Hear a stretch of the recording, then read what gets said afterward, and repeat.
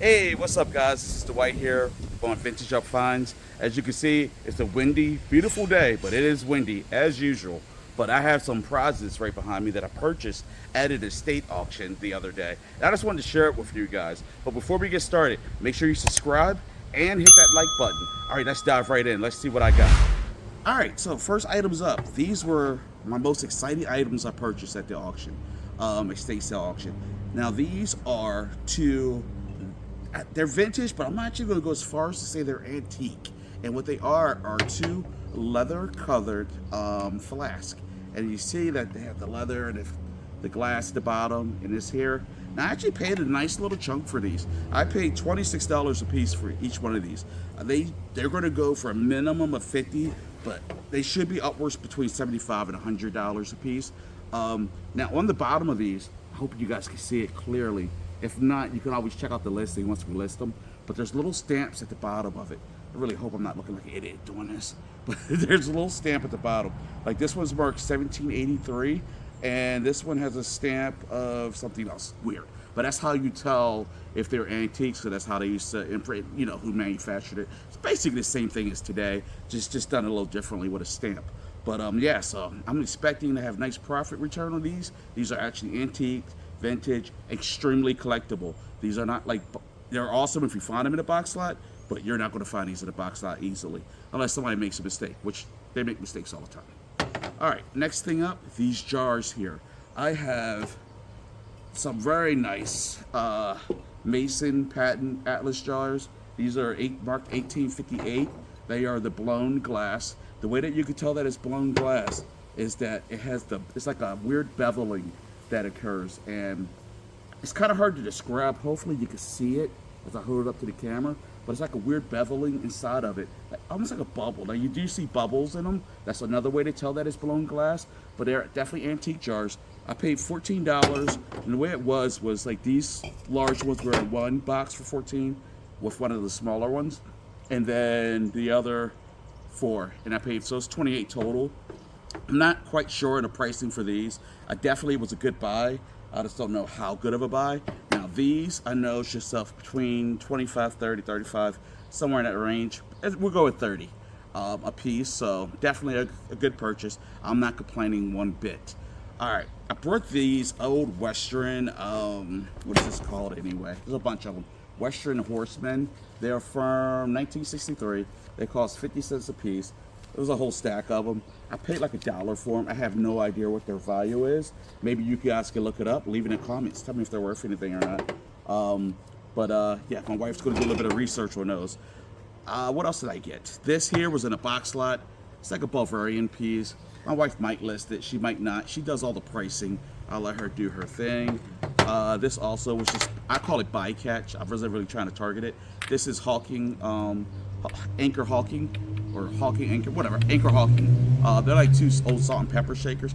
Now, the one thing that is weird that may make a difference is this has like a purple color to it.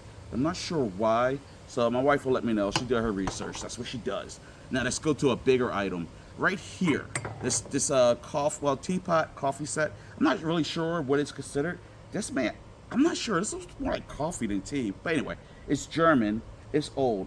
The way it's spelled is Meisen. Now this little set here is worth at least a bare minimum $100. I paid what did I pay? I paid $35 for this. Now I know I'm very confident in the value of this because I got in a little bit of a bidding war for it. So, and my wife always gets mad at me because she says too much testosterone when I'm going against people for stuff. But what can I say? All right.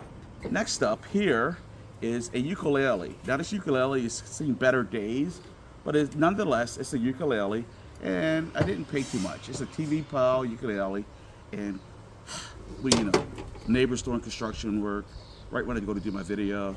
So is life. Hit a like button because you feel bad for me. All right, next thing up here. Should have got these closer to me. Unfortunately, I didn't. Bear with me, guys.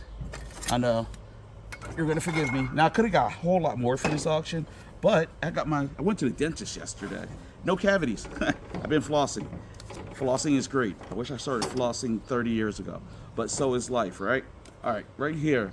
This is a Daisy product. It is a electric churner, a Daisy electric churn, and basically I paid $5 for this baby, and it's worth anywhere from $50 to $100. I'm very happy with it. I just grabbed it because he showed it, demonstrated, held it up, however you want to word it. This little stamped angel, I have no idea it has any value. They threw it in with this right here, actually. They threw it in here with a diary. I just got done talking about a diary in the video I just did, so you should check that out. But this diary here looks like it was filled out by a kid, but it's interesting all the less. Let's see, on February 18th, Arthur was down and helped me with my arithmetic.